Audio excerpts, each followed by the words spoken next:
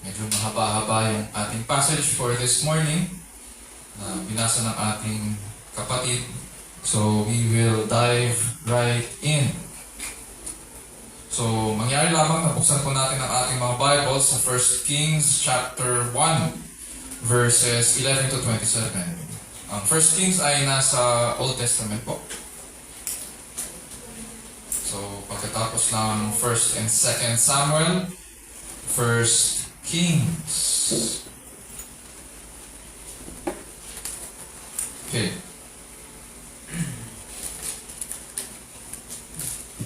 Meron akong pinadala na file sa ating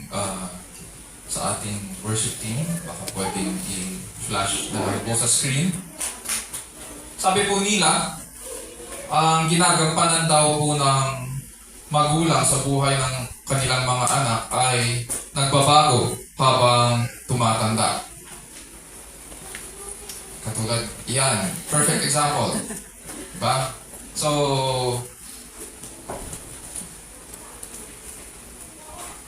merong phases ang pagiging magulang. Ang phase 1, ang role ng magulang sa buhay ng kanilang mga anak ay bilang commander or benevolent dictator. Ito ay ayon sa mga counselors. And ang age ng bata ay 1 to 5 years. Ang function ng magulang sa buhay ng kanilang mga anak ay turuan sila. They are to teach about loving discipline. And at this stage, pinag-aaralan ng ating mga anak kung paano mag-engage sa kanilang paligid. Hindi pa nila kayang gawin ng lahat, kaya ginagawa ito ng kanilang mga magulang at pinapakita sa kanila. It is also at this stage na tinuturo natin kung sino ang kanilang magulang, kung kanino sila makikinig, kung sino ang authority sa loob ng bahay, kung ano ang kanilang kakainin, anong oras sila dapat matulog. Tayo ang nagbibigay ng structure sa kanila at pinapaliwanagan yung mga consequences ng lahat ng ating ginagawa. Therefore, ang responsibility ng magulang at this stage is to lay down yung foundations at matutunan ito ng ating mga anak, especially yung tama sa mali. Ang phase 2 na pagiging magulang ay bilang coach. Ang edad ng bata ay 6 to 12 years. Ang function po ng magulang is to train them to interact with their peers dahil dahan-dahan na silang nagkakaroon ng mga kaibigan at sabay-sabay silang lumalaki. Dito rin nila nakikilala ang kanilang mga teachers outside the home. And ang role ng magulang is to be able to help them interact without losing kung ano yung side of their values. They are supposed to be grounded doon sa values na tinuro ng magulang inside the home. At therefore, hindi lahat ng bagay ay dapat may compromise. At this stage, dumadami ang nakikilala ng ating mga anak at marami silang natututunan. Nagko-compare sila at marami silang nagiging katanungan. Dito rin sila natututong magdesisyon at pumalpak sa kanilang desisyon. At natatandaan ko, it was also at this stage, may share ko lang, it was also at this stage na nagkaroon kami ng first na masinsinan na usapan ng aking panganay na anak. Dahil dito po siya bumagsak sa kanyang math exam. Natatandaan mo yan? Nag-usap kami, inamin niya sa akin. Tinanong ko lang siya, pagkatapos niya aminin sa akin na bumagsak siya sa kanyang math exam o math quiz, tinanong ko siya, how do you feel about failing? And what do you plan to do about it? 6 or 7 years old. Sagot niya sa akin, hindi siya masaya sa pag-fail. Pero sabi niya, babawi siya. Sabi ko, okay, gawin mo yun. Ganun lang, kasimple. So, inamin naman niya, move forward tayo. Phase 3. Ang role ng magulang sa buhay ng kanilang mga anak, when they reach 13 to 18 years, ay bilang counselor. And so, our role as parents is to prepare them for adulthood. Ito yung stage na tinuturuan natin sila ng iba't ibang skills sa buhay para handa silang harapin ang iba't ibang mga problema at suliranin. Dito natin sila tinuturuan na kapag binigyan natin sila ng freedom na magpasya, anong kanilang dapat na maging desisyon? They learn to see alternatives, yung mga iba't ibang options. Nagiging case study ang mga discussion sa kapagkainan. It is also at this stage na nagsisimula rin sila maging counselor sa iba. Nagbibigay sila ng pasya dahil may natututunan na sila sa buhay. Kaya mahalagang lumalim sila at this stage also, makikita natin na lumalalim sila sa pagkilala nila sa Panginoon. And then phase 4, ang role ng magulang at this stage, when their children reach 19, 20, 21, and so on, ay bilang consultant or expert and friend. Ang function natin bilang magulang is to release them as God-fearing, responsible adults. Ito yung time na kailangan na nila i-apply ang lahat ng kanilang natutunan sa real world. At maging accountable sila sa kanilang mga desisyon at mga ginagawa. It is also at this stage na ang kailangan ng ating mga anak ay wise advice sa buhay and encouragement at the same time. Therefore, mapapansin natin dito at every stage ng buhay ng ating mga anak, iba't ibang training and skill ang kailangan mula sa mga magulang. Tayo ang inaasahan nila at nilalapitan so that they can make wise and godly choices. Kaso pag matagal na tayong parent, ang nangyayari sa atin, minsan dahil namang problema rin tayo sa ating mga ginagawa o mga ginagampanan, sa dami ng responsibilidad, we tend to go through the motions na lang. Nagiging routine ang mga bagay-bagay. Ang pagiging magulang, nagiging checklist. Tapos, kung kailan pa tayo tumanda, doon natin biglang marirealize na may napabayaan para tayo. O hindi napansin noon na ngayon ay bumabalik at lumaki na ang problema o yung consequences na nagmula lang sa isang napabayaan na maliit na bagay noon. Sa ating passage na pag-aaralan sa umagang ito, pinadala ng Diyos si Prophet Nathan dahil may kailangang itama si Haring David. Mayroon siyang hindi ginawa bilang magulang. At ngayon, ang maaaring kapalit nito ay buhay ng kanyang asawa, buhay ng tagapagmana, at ang kapakanan ng buong kaharian. Sa ating kultura, mayroon tayong sentimiento na ganito ang sinasabi. Hindi kita maaaring husgahan sa pagiging magulang dahil ikaw ang nakakakilala at nagmamahal sa iyong anak.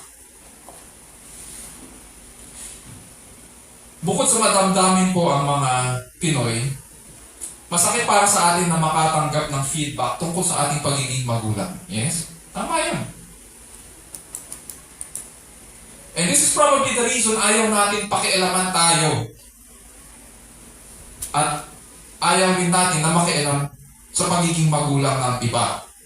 Kaso ang mga ganitong mga feeling ay hindi nakakatulong sa paghanap ng solusyon sa ating sitwasyon.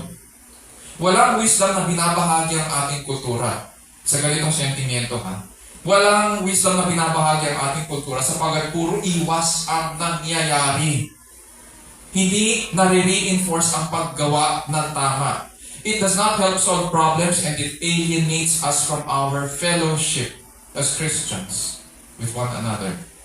So kapag nananalangin tayo, nabigyan tayo ng karunungan ng Diyos o tulungan tayo ng Panginoon, it is also then our responsibility na alamin ang tulong na binibigay ng Diyos para sa ating parenting situation. And this is what this sermon is all about. Sa umagang ito, panalangin ko po na makilala natin ang Diyos bilang tapat at mabuting Ama. Nawa magkaroon din po tayo ng mga panibagong pagnanais na makilala siya sa kanyang salita at makita natin ang kanyang kagandahang loob para matuto po tayong lumapit sa kanya, kilalanin ang kanyang tulong ng may pagpapakumbaba habang tayo po ay nabubuhay sa presensya ng Diyos sa ilalim po ng kapangyarihan ng Diyos para po sa kalwalhatian ng ating dakilang Diyos. Sa umagang ito, as we approach Scripture, ganito po ang magiging tanong. What considerations do seasoned parents need to recognize that they are receiving help from God? What considerations do seasoned parents need to recognize that they are receiving help from God? So, my hope and prayer is that through this mini-series, dalawang parts ang ating pag-aaralan mula sa 1 Kings chapter 1, ay makakilala natin ang tulong na nagmumula sa Diyos para sa ating bilang mga experienced na parents. Some of us are new parents, some of us are seasoned parents, and this will be beneficial for either of us. Ang magiging outline po natin sa umagang ito ay ganito. Magsisimula ako sa verses 1 to 10 para maintindihan natin yung background ng ating pinag-aaralan. Diyan sa verses 1 to 10, makikita po natin yung mga tauhan at kung anong nangyayari sa kwento. Sa verses 11 to 14, makikita natin ang payo at plano ni Prophet Nathan. Sa verses 15 to 21, nandyan po ang agarang pagsunod ni Bathsheba sa payo ni Prophet Nathan. At verses 22 to 27, nandyan po ang ulat ni Prophet Nathan kay Haring David. At dahil sa nabasa natin, siguro napansin natin, ay, ang daming tauhan. So, unahin muna natin yung mga tauhan para makilala natin sila dito sa ating kwento. Nandyan si Haring David. Pangalawa, si Bathsheba. Si Bathsheba po ay ang ina ni Solomon. Si Bathsheba po ang huli sa 8 asawa ni Haring David. Si Prophet Nathan naman po, siya ang kumompronta kay Haring David. Matatandaan natin yun sa case ni David nung siya po ay nangalunya kasama si Bathsheba. So si Prophet Nathan, yung umano sa kanya, yung na confront sa kanya. Nandiyan din si Adonijah.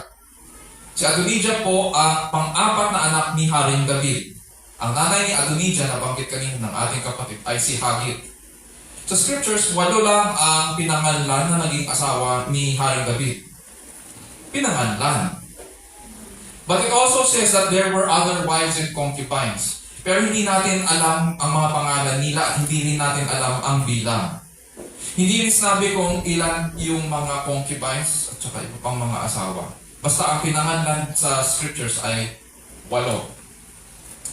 Dito pa lang nais ko kung magbigay ng isang side note bago tayo pumunta sa kwento. Kasi baka isipin ng iba sa atin, ay, kung si Haring David, di ba siya po yung the man after God's own heart? Yes.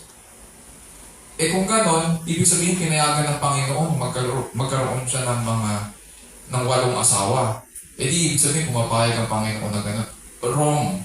Hindi ganon ang application sa scriptures. Ang ginagawa sa atin ng scriptures dito ay kinikwento nila kung ano ang ginawa ng tao. Pero hindi ibig sabihin na porket yun ang kultura nila, yun ang tutularan natin. Kailangan natin maging maingat sa pagkakabasa at pagkakaintindi ng scripture. Kailangan natin basahin ito ng maayos sa kabuuan na pinahayag ng Diyos. Scripture should interpret scripture. Alam natin sa aklat ng Genesis na ang kalooban ng Diyos para sa mag-asawa ay isang lalaki at isang babae lamang. First book of the scripture na established na yon. Sabi rin sa Deuteronomy 17:17 na ganito dapat ang katuwiran ng isang hari kapag siya ay kumuha ng asawa. He shall not multiply wives for himself, or else his heart will turn away, nor shall he greatly increase silver and gold for himself. Therefore, alam natin na itong ginawa ni Haring David ay hindi naaayon sa kalooban ng Diyos. God's people are sinners. Yun yung sinasabi sa atin ng Bible. Kahit sabihin natin na kultura nila ito noon, hindi rin dapat ito tinutularan. From this principle, alam natin ngayon na dapat tayo maging maingat sa pag-aaral ng salita ng Diyos para mailapat natin ito ng maayos sa ating mga buhay. Ngayon dito tungkol sa mga asawa at saka sa pamumuno ni Haring David. When David first came to power, he ruled from Hebron in Judah for 7 years. At si Adonijah ang kanyang naging anak doon sa first 7 years na kanyang pamumuno sa Hebron. Si Solomon ay pinanganak sa Jerusalem. which is after yung first 7 years of his rule. Ibig sabihin, mas panganay po si Adonijah kaysa kay Solomon. Ganito ngayon ang nangyari sa verses 1 to 10. By this time, sinasabi sa atin ng scriptures at nabasa rin ng ating kapatid kanina, pinasa niya dito, na matandang-matanda na po si Haring David at hindi na niya kayang alagaan ang kanyang sarili. Bedridden, eka nga. And wala ng energy para mamuno rin si Haring David. At dahil dito sa kanyang kondisyon, sinamantala ito ng kanyang anak na si Adonijah. Scriptures tell us na itong si Adonijah ay pinanganak kasunod ni Absalom. Si Absalom, kung matatandaan natin yung mga cartoons na napanood natin at saka mga David movies, si Absalom yung kanyang anak na mahaba ang buhok. Na poging-pogi. Makisig. At tinangka niyang agawin ang kaharian sa kanyang ama. Ngayon, ito si Adonijah, sumunod siya kay Absalom.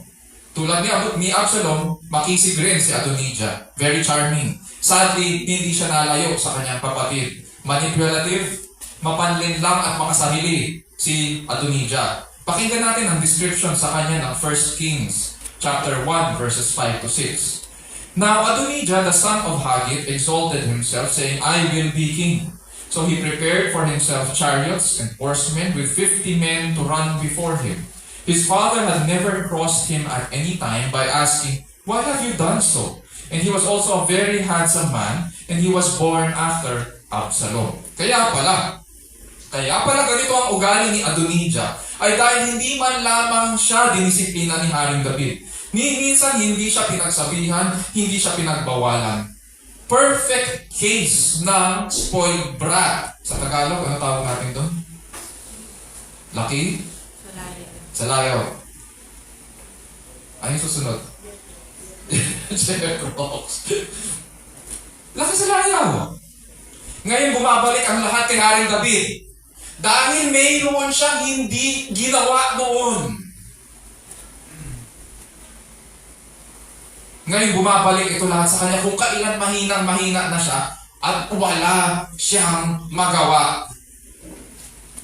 So ngayon, anong ginawa ni Adonijah? Dahil manipulative siya, very charming, kaya niyang pa-charmingan ang mga government officials. Inimbita ngayon ni Adonijah ang lahat ng kalalakihan ng Judah. Pag binasa natin ang verses 1 to 10, ganito ang ginawa niya. Inimbitahan niya ang lahat ng kalalakihan ng Judah, lahat ng kanyang mga kapatid, pati na rin half-brothers, at lahat ng mga lingkod ng hari sa kanyang coronation ceremony sa Enrogel. Ang Enrogel po, ano lang tayo, sidetrack. Ang Enrogel po ay 800 meters ang layo sa palasyo ni Haring David. Which means, it is easy para sa mga tao na pumunta doon sa Enrogel. Pero at the same time, gusto ni Adonijah kasi na kilalanin siya bilang hari na hindi sinasalakay ang palasyo ng kanyang ama. So, malapit lang. Ang Enrogel po ay ginamit rin na intelligence center noong naghimagsik si Absalom. So itong Enrogel is a symbol of power rin no time nila. Ngayon, kung ito ang mga inanyayahan ni Adonijah sa kanyang coronation ceremony, ang hindi daw niya inanyayahan ay ang mga nasa panig ni Haring David, tulad ni Prophet Nathan, si Solomon. Imagine lahat ng kapatid mo nandoon. Yung lahat ng brothers and half-brothers mo nandoon. Ikaw lang ang hindi inimbitahan. Ano yun? Si Solomon wala. Wala rin si Bathsheba. Wala rin ang mga personal na bantay ng hari. Pero ang ginawa ni Adonijah, para may sense of legitimacy na kinikilala siya ng government at saka ng mga tao, inimbitahan niya si Joab at saka si Abiathar the priest na dating mga kaalyado ni Haring David na ngayon ay bumaligtad na. Parang katulad rin ng politics natin. Sabi nga nila, walang totoong magkaaway dyan at walang totoong magkaibigan. Kung sino ang may kapangyarihan, doon lahat dumidikit. So ngayon, Ang ginawa ni Joab at saka ni Abiathar the priest, sinuportahan nila si Adonijah. Humiwalay na sila kay Haring David. At syempre, yung mga tao, dahil nakikita nila na yung ganitong bagay, akala nila opisyal. Si ano na pala? Andyan si Abiathar. O, tingnan mo, andyan na si Joab. O, sige, sunod tayo. Mukhang ito na ang ating bagong hari. So ngayon, pumunta yung mga tao. Ay, ano ba naman alam ng mga tao, di ba? Sa politika ng pamamahalaan. Wala silang alam. This now leads us doon sa verse 11. Sabi dyan sa verses 11 to 14. Then Nathan spoke to Bathsheba, the mother of Solomon, saying, Have you not heard that Adonijah, the son of Haggith, has become king? And David our Lord does not know it? So now come, please let me give you counsel and save your life. Notice yung sinabi dito ni Prophet Nathan kay Bathsheba. Let me give you counsel. Let me give you wisdom. And save your life and the life of your son Solomon. Go at once to King David and say to him, Have you not, my lord, O king, sworn to your maidservant, saying, Surely Solomon your son shall be king after me, and he shall sit on my throne? Why then has Adonijah become king? Behold, while you are still there speaking with the king, I will come in after you and confirm your words. Nang malaman ni Prophet Nathan na ganito ang ginawa ni Adonijah, agad-agad niyang kinausap si Bathsheba, yung ina ni Solomon. At dito sa ating passage, pinahayag ni Prophet Nathan ang kanyang purpose and plan kay Bathsheba. Unahin muna natin kung ano yung purpose niya. Sabi niya, let me give you counsel. Ang purpose niya ay magbigay karunungan kay Bathsheba para mailigtas siya at ang kanyang anak na si Solomon. Why? Sapagkat pinangako ni Haring David na ang dapat na uupong hari ay si Solomon. Stop muna tayo dito. Therefore, nakasanayan natin pag nanonood tayo ng mga movies na may kinalaman sa mga ascending to the throne, katulad ng mga Game of Thrones o yung mga iba't ibang may kinalaman sa monarchy. Ang nakasanayan natin, usually, ang umaakyat sa luklukan, kasunod ng hari, pag namatay ang hari, ay ang panganay. Ang panganay ang crown prince. Pero in this case, mapapansin natin, hindi si Adonijah na panganay ang dapat na umupo. Ang pinili ni Haring David ayon sa kalooban ng Panginoon ay si Solomon, yung bunso. And this reflects yung mga nangyari in the past sa Genesis, na ang pinipili ng Diyos, hindi yung panganay na anak, kundi yung bunso. God goes against yung culture ng tao. The gospel is anti-cultural.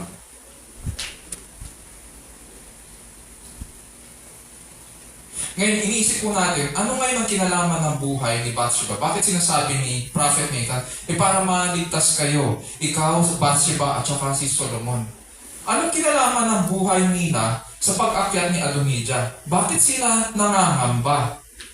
Totoo naman kay Solomon talaga ang corona. So bakit sila mangangamba, di ba? Ganito kasi yan.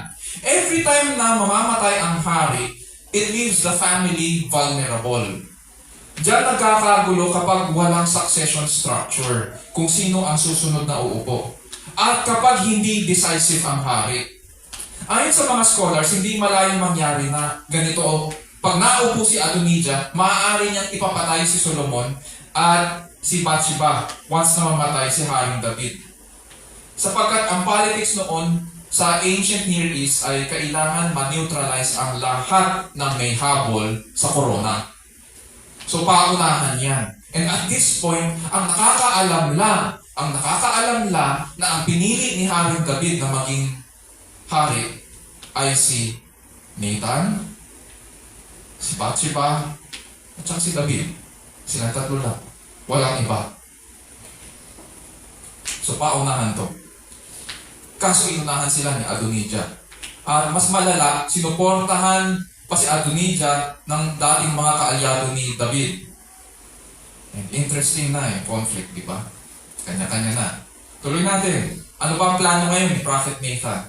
Sabi ni Nathan kay Bathsheba, dalhin daw niya itong concern kay Haring David. At habang nakikipag-usap daw si Bathsheba, papasok si Prophet Nathan para patutuhanan ang sinasabi ni Bathsheba. So ganito raw ang gagawin nila. Verse 13, Go at once to King David and say to him, Have you not, my lord, O king, sworn to your maidservant, saying, Surely Solomon your son shall be king after me, and he shall not sit on my throne? Why then has Adonijah become king? Notice yung pagkakasalaysay ni Nathan, patanong. Observe natin mamaya yung style naman ni Bathsheba. Ayon sa mga scholar, sa mga asawa ni Haring David, si Bathsheba daw ang may position na favored wife. And this is most probably the reason kung bakit nagtataka tayo. Kaya pala kayang pumasok ni Bathsheba agad sa silid ng hari nang walang appointment. Noong unang panahon, hindi ka pwede basta-basta pumasok. Kahit asawa ka, hindi ka pwede basta-basta pumasok sa silid ng hari o sa buluhagan ng hari. Kailangan may appointment ka. Pero ngayon, si Bathsheba, mapapansin natin na agad-agad siya pumapasok at walang pumipigil sa kanya because she has the position of a favored wife. And ito, gagamitin nila itong position ngayon ni Bathsheba para mabigyang pansin si Bathsheba ng hari. And so, ano ngayon? Kailangan maunawaan ngayon ni Bathsheba kung alam ba ito ni Haring David o hindi. At kung alam ito ng Haring David, o kung hindi niya ito alam, bakit nandoon kasama ni Adonijah, sina Joab at saka si Abiatar, the priest, nakaalyado ni Haring David na naghahandog? Diba? So may urgency ngayon yung situation, kaya kailangan magmadali ni Nathan at saka ni Bathsheba. Pero balikan lang natin, mangyayari ba ang lahat ng ito kung hindi nagpapaya si Haring David? The Bible tells us, kasalanan ito ni Haring David. Hindi niya pinakialaman ang kanyang anak. Which leads us to verses 15 to 21. So Bathsheba went into the king in the bedroom. Now the king was very old. Paulit-ulit na sinasabi ng scriptures, the king was very old. And Abishag the Shunammite was ministering to the king. Then Bathsheba bowed and prostrated herself before the king, and the king said, What do you wish? So pagkatapos na mag-usap ni Bathsheba at ni Prophet Nathan, agad-agad na tumakbo si Bathsheba sa silid ni Haring David. At pagkapasok niya sa silid, scriptures remind us of two things about the king. The king is very old, and how old daw? Hindi sinabi yung specifics. Pero nandoon daw kasama ni Haring David sa kanyang silid si Abishag the Shunammite servant. Dahil mayroong siyang servant doon sa loob ng kanyang silid, it tells us na may nag-aalaga sa hari. And therefore, hindi na kaya ni Haring David na alagaan din ang kanyang sarili. Mahinang-mahina, matandang-matanda na. Most probably, mas mahina pa siya kay Abraham. Si Abraham, ilang daan taon na nagkaroon pa ng anak At malakas na malakas pa. Ito si Haring David. Makikita natin dito na wala na siyang energy na alagaan ng kanyang sarili. Kung wala na nga siyang energy na alagaan ng kanyang sarili, how much more iisipin natin itong mga family matters? Kaya pa ba niya? Yun yung tanong sa isipan natin. At saka hindi lamang family matters. Apektado ang buong kaharian. May energy pa ba siya na pamahalaan ng itong problemang ito na kakakalat sa buong kaharian? So, pagkatapos magbigay galang ni Bathsheba at i-recognize siya ni Haring David, ganito ang naging presentation of arguments ni Bathsheba. Sabi ko kanina, bantayan niyo yung pagkakasabi ni Prophet Nathan. Kasi yung counsel na binigay ni Prophet Nathan, patanong.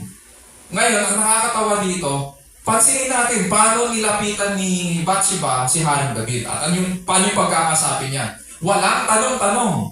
Verses 17 to 18. Sabi ni Bathsheba, My Lord, you swore to your maidservant by the Lord your God, saying, Surely your son Solomon shall be king after me, and he shall sit on my throne. Now behold, Adonijah is king, and now my Lord the king, you do not know it. Mga babae, kapag nakarinig ng bad news, hindi magtatanong yan. Ano yan? Sigurado, mabilis pa yung daliri na, My king, ito ang sinabi mo sa akin. Inaano niya, talagang kulang na lang siguro duro-duruin niya yung kanyang asawa dito. Sabi mo sa akin, si Solomon ang magiging hari. Ngayon, bakit ito ang nangyayari sa kaharian? Walang tanong-tanong. So, pinaalala niya kay Haring David ang pangako niya na si Solomon po ang susunod na magmamana ng korona. At agad-agad na sinumbong niya ang ginawa nung panganay na anak ni David na si Adonijah. And she did not waste time in addressing what was wrong. Dagdag pa niya, verse 19, He has sacrificed oxen, fatlings, and sheep in abundance, and has invited all the sons of the king and Abiathar the priest and Joab the commander of the army, but he has not invited Solomon, your servant. Ganda nung no? Yung detalye ni Bathsheba. Ang mga babae kapag nagalit, lumalabas lahat ng detalye. Hindi ka pwedeng sumingit dyan. Hindi ka pwedeng dire-diretso yan. Ngayon, dun sa sinasabi ni Bathsheba, dun sa sinalaysay niya, what was wrong? May discrepancy kasi sa nangyayari. Yun lang ang punto ni Bathsheba. May pinangako ka. Ang pinangako mo, ang anak mong si Solomon ang aakyat sa luklukan. Ngayon, iba ang umaakyat sa luklukan. Ano balak mong gawin? May humahad lang sa pinangako mo. May kumakalaban sa kalooban mo bilang hari at bilang ama. May nagnanakaw, may mang-aagaw sa loob ng pamilya. May sumisira sa pangalan mo. Yun yung first argument ni Bathsheba. Ibang hari ang niluluklok ng bayan sa ibang bahagi ng kaharian. And you, my lord, the king, do not know it. Ginagawa kang mangmang ng sarili mong anak. Minamanipula ka. And this is what is wrong. When kids try to manipulate their parents. Tuloy natin. 20. As for you now, my lord, the king. Si Bathsheba pa rin yung nagsasalita. The eyes of all Israel are on you, to tell them who shall sit on the throne of my lord, the king after him. Siguro naiisip mo natin, bakit hindi pa sinabi kasi officially noon ni Solomon, na si Solomon ang susunod na hari? Why do we have to keep it private among David, Bathsheba, and Nathan? Tama kayo sa naiisip nyo. Ito yung problema. Kapag sinabi kasi agad kung sino ang magiging hari, nang hindi pa iluluklok, lahat ng may selfish interest sa kaharian at sa korona, hahabulin ng tabak yung susunod na hari na in-announce pero hindi pa naman iluluklok. Hahabulin nila ng tabak yun. Lahat ng next in line ay may ganitong patong sa ulo. Kapag hindi agad na pinapahayag. And so sa verse 20, ito ngayon ang second argument ni Bathsheba. Gusto ni Bathsheba na makialam na si Haring David at ipahayag na sa buong kaharian na si Solomon ang uupo. Gawin na niyang official yung pinangako niya kay Nathan at saka kay Bathsheba. It seems na mukhang si Haring Solomon hindi rin niya alam na siya yung susunod eh. Silang tatlo lang na matatanda ang nakakaalam. And so, ngayon, makikita natin ngayon yung consequences ng pagpapaliban. Tingnan natin ang verse 21. Sabi dyan, otherwise it will come about as soon as my lord the king sleeps with his fathers, that I and my son Solomon will be considered offenders. Ngayon, isang bagay lang ang sinasabi dito ni Bathsheba. Sa oras na maupo si Adonijah at pumanaw si Haring David, siguradong deads na silang mag-ina. Kung ano-anong kaso ngayon ang ipapataw sa kanila at hindi titigil sa Adonijah hanggat hindi sila napupugutan ng ulo. Ito ang third argument ni Bathsheba. Kasi nga, alam ngayon nila na ang kakompetensya sa trono ay si Solomon. Ngayon, ang issue dito, hindi yung pag-angat ni Solomon sa luklukan. Ang issue ay mangyayari kay Solomon, kay Bathsheba at sa kaharian kung walang gagawin si Haring David. And if we sense na si Bathsheba ay confrontational and mataas ang emotions niya, we are also correct in thinking that. Sapagkat asawa siya and she is dealing with the possible consequences ng kapabayaan ng kanyang asawa. Buhay ang nakataya, kaya siya kumikilos agad ngayon ayon sa payo ni Prophet Nathan. Proceed tayo sa verse 22. Verses 22 to 27. Behold, while she was still speaking with the king, Nathan the prophet came in. So ginawa nila, in-execute nila yung kanilang pinag-usapan, kanilang plano. Verse 23, they told the king, saying, Here is Nathan the prophet, and when he came in before the king, he prostrated himself before the king with his face to the ground. So habang nagsasalita pa si Bathsheba, pumasok raw si Prophet Nathan. At tulad ni Bathsheba, nagpakita rin siya ng paggalang sa hari at ganito ang kanyang pinahayag. Verse 24, Then Nathan said, My lord, the king, have you said, Adonijah shall be king after me, and he shall sit on my throne? Diba? Mapapansin natin na iba ang tono ni Prophet Nathan versus kay Bathsheba. Si Prophet Nathan, nag-i-inquire, nagtatanong, nagka-clarify. Binaba niya ngayon yung tension level doon sa loob ng silid. Binigay niyo po ba ang utos na si Adonijah ang uupo sa luklukan? Simple lang, di ba? Tapos sinalaysay niya ang kanyang intelligence report. Sabi sa verses 25 to 26. For he has gone down today, and has sacrificed oxen and fatlings and sheep in abundance, and has invited all the king's sons and the commanders of the army and Abiathar the priest. And behold, they are eating and drinking before him, and they say, Long live King Adonijah! Hari na si Adonijah sa mga mata ng mga tao. But me, even me, your servant, and Zadok the priest, and Benaiah the son of Jehoiada, and your servant Solomon, he has not invited. So nandun daw lahat ng mga tao, pati ang mga anak ng hari, ang mga puno ng hukbo at si Abiathar the priest, lahat daw nagdiwang at sinisigaw mabuhay ang haring si Adonijah. Tapos sila raw, si Nathan, si Zadok, si Benaiah, na anak ni Jehoiada at si Solomon ay hindi raw inimbitahan na dumalo. Sa makatuwid, ang ginawa ni Adonijah ay kudeta. Ang tawag doon, kudeta. Pagkatapos ng kanyang ulat ng kaalaman, inulit muli ni Nathan ang kanyang tanong kay Haring David. Verse 27, Has this thing been done by my lord the king? And you have not shown to your servants who should sit on the throne of my lord the king after him? Ikaw ba ang nagpasya nito? So ang ginawa ni Prophet Nathan ay masasabi natin parang supporting investigation report doon sa complaint laban kay Adonijah. It corroborates or validates lahat ng sinabi ni Queen Bathsheba. So kumbaga, parang si Bathsheba, pumasok siya, ito ang aking complaint laban sa iyo. Ngayon, mapapansin natin, sumunod si Prophet Nathan at siya yung nagbigay ng ulat. At mapapansin natin yung ulat niya, mas objective kaysa kay Bathsheba. Si Bathsheba may hatol agad eh. Ikaw ba, ganyan, hindi na mo sa akin, tapos ganito ang nangyayari. So parang, ngayon, si Nathan, hindi, nag-i-inquire siya. Tama lang na ganito ang nangyari. Kasi ang unang nakaalam naman talaga, si Nathan.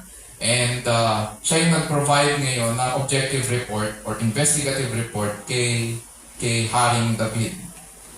Mga kapatid, minsan kapag binabantayan natin ang detalye ng mga kwento sa scriptures, napapaisip siguro tayo kung asaan ba rito ang magandang balita. Mapapansin natin dito kung paano tinulungan ni Prophet Nathan si Bathsheba at si Haring David sa kanilang political and parenting problem. Sa Ebanghelyo, makikita natin kung paano nagpadala ang Diyos para tulungan naman tayo sa ating kalungkutan, sa ating problem or situation with sin. Sa kasaysayan po ng kaligtasan, napagtagumpayan ng Diyos ang lahat ng uri ng balakid para tubusin tayo, even in the smallest detail. Tulad ng kapabayaan ni Haring David at pang-aagaw ni Adonijah ng korona ay hindi makakapigil po sa kalooban at panukala ng Diyos. Kaya sa tamang panahon, Scripture tells us, pinadala niya ang isang higit pa kay Prophet Nathan para tulungan tayo, para tubusin tayo sa ating mga kasalanan dahil wala po tayong kakayahan na iligtas ang ating mga sarili sa ating problema. Sabi sa Romans 5:6, For while we were still helpless, at the right time Christ died for the ungodly. Kaya nga nasasabi natin, ang Diyos ang lakas natin at kanlungan. Siya ang handang saklolo kung may kaguluhan. Yun yung good news. So what are the things we need to be aware of as experienced parents? That God is helping us in our parenting situation. Dito sa verses 11 to 27, makikita po natin yung first consideration natin that we need to be aware of. We need to consider it God's help when a pastor or a godly counselor instructs us, experienced parents, what to do. We need to consider it God's help when a pastor or a godly counselor instructs us, experienced parents, what to do. Para sa ating mga experienced or seasoned parents, minsan sa dami ng ating mga alalahanin at ginagawa, ang nangyayari ay mas pinapaboran po natin ang nakasanayan nating trabaho. Sabihin natin hindi. Kaysa paglaanan ng oras ang pagtutuwid o pagdidisiplina sa ating mga anak, mas gusto natin yung easy thing to do. Sasabihin ng iba, pagod ako sa trabaho eh.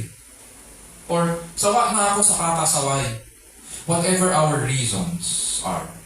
Kapag nagpabaya po tayo sa pagtuturo tulad ng ginawa po ni Haring David kay Adonijah, sigurado may balik ito. At posibleng malaking pinsala ang dulot nito. Ang sabi nga, kung ano ang tinanim, siya rin ang natin yun. Ang ating pamilya ay ang ating first ministry. Therefore, mali ang ginagawa ng nakararami, napapaguri nila ang kanilang sarili sa kakalingkod sa ibang tao, sa mga taong hindi naman nila kakilala, sa mga taong hindi nila kapamilya, at uubusin ang sariling pasensya sa ibang tao. Tapos pagdating sa bahay, pagdating sa mga anak, pagdating sa asawa, na sariling dugot laman, ay wala na tayong pasensya, wala na rin tayong energy, walang lakas at oras na maibibigay kasi binigay na natin sa iba. Mali po yun. Don't get me wrong. Hindi ko sinasabi na mali ang maghanap buhay. Hindi ko sinabi na mali ang maglingkod. Ang sinasabi ko po ay may oras at panahon ang lahat ng bagay. At ang hinihingi sa atin para maging pagpapala tayo sa ating mga anak ay bigyan natin sila ng oras, ng panahon at atensyon sa pagtuturo at pagdidisiplina sa kanila. Yun ang kailangan nila. Ang kailangan nila ay ang presensya natin. Hindi nila kailangan ang trabaho natin. Ang trabaho ay para sa atin, hindi para sa kanila. Ang kailangan nila sa atin ay ang ating lakas, atensyon, at presensya. Yun ang nagiging pagpapala sa ating mga anak. Sabi sa Proverbs 22:6, train up a child in the way he should go, even when he is old, he will not depart from it. Tayo po ang first coach ng ating mga anak. Tayo ang binigyan ng kapangyarihan ng salita ng Diyos na i-train sila, which means from their very earliest years hanggang sa kanilang pagtanda, tayo pa rin ang coach na nagbibigay ng training sa kanila. At pinakita ko yun kanina sa ating introduction. Minsan lang tayo maging magulang at yun ang lagi kong sinasabi. Minsan lang. Hindi tayo pwedeng magulang, hindi natin pwedeng sabihin na babawi na lang ako sa aking apo. Hindi ka pwedeng maging magulang sa iyong apo. Magulang ka sa iyong anak. Hindi tama na sinasakripisyo natin ang oras na dapat para sa pamilya at pinalalabas na mas mabigat ang ibang bagay. May oras at panahon ang lahat ng bagay. Kailangan maintindihan ng ating mga anak na ang mga bagay na tama at mali ay hindi nakasalalay sa attitude na palusot kung lulusot. Yung mga ganong peg. Ganito po ang attitude ko po pagdating sa pagiging magulang.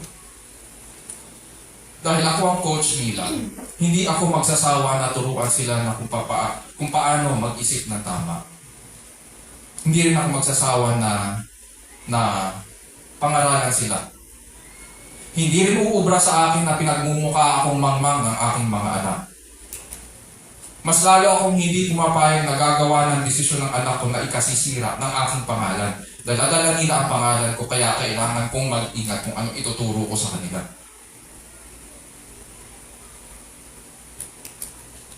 May consequences ang lahat ng ating mga decision at actions. At isa rin bagay, a few days ago, nag-uusap rin kami ni Jovi. Kasi dumadating sa punto ng mga magulang na nagsasawa. Pero sabi ko, kung ikaw ay magsasawa at ayaw mo nang sumubay, magandang bagay ang magdisiplina ng mga anak.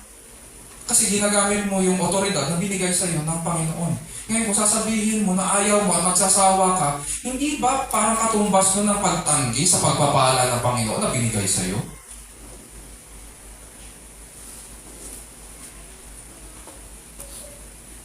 Tinatanggihan natin ang isang magandang bagay.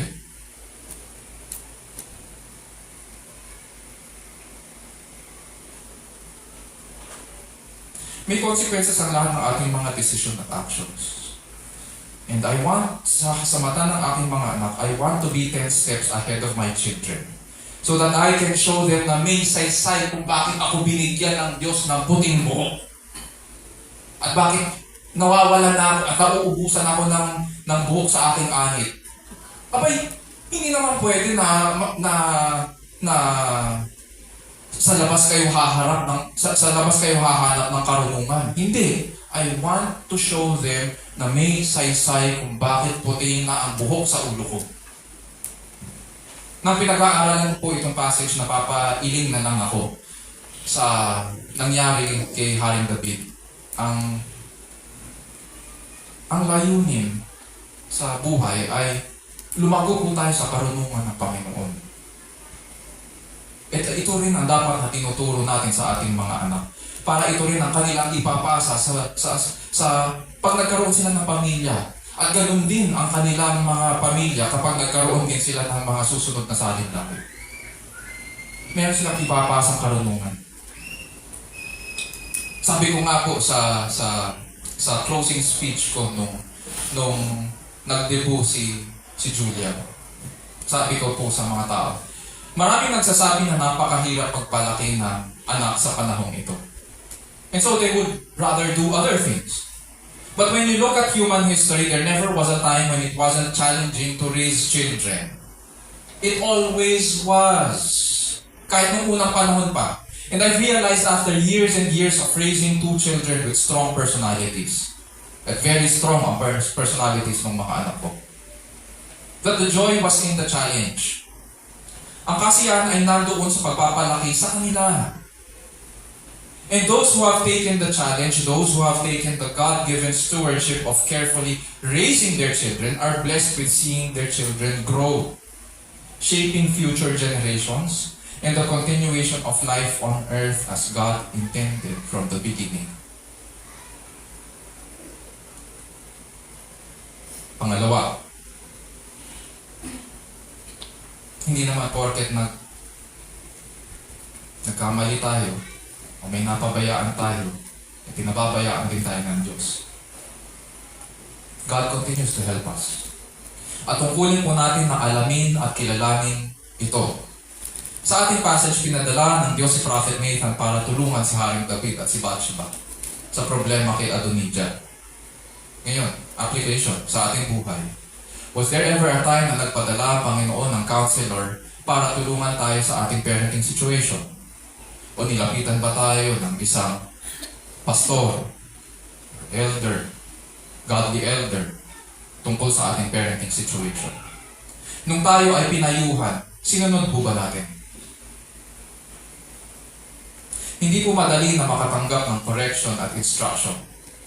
Pero it teaches us na dalhin ang ating feelings sa harapan ng Panginoon at patunayan na tinatanggap natin ang karunungan mula sa Diyos at yung kanyang tulong. Siyempre, ang susunod na tanong dyan, nagpasalamat po ba tayo sa Diyos dahil tinulungan niya tayo? Minsan nagpapadala ang Diyos ng mga tao para tulungan tayo sa ating sitwasyon. Alam ng Diyos na hindi madali magpalaki ng mga bata. And on the other hand, hindi niya kalooban na magpabaya rin tayo sa ating pagiging magulang. Mga kapatid at kaibigan, siya ang nakakaalam ng ating pangangailangan sapagkat siya ang ating Ama sa langit. Alam niya kapag kailangan na natin ng tulong ng ibang tao. We need to consider God's help when a pastor or a godly counselor instructs us, experienced parents, what to do. And this is God's help for seasoned parents. Sa puso natin ang mga bagay na ito at iukol natin ang ating sarili sa mapagmahal at dakilang Panginoon. Tayo na lang.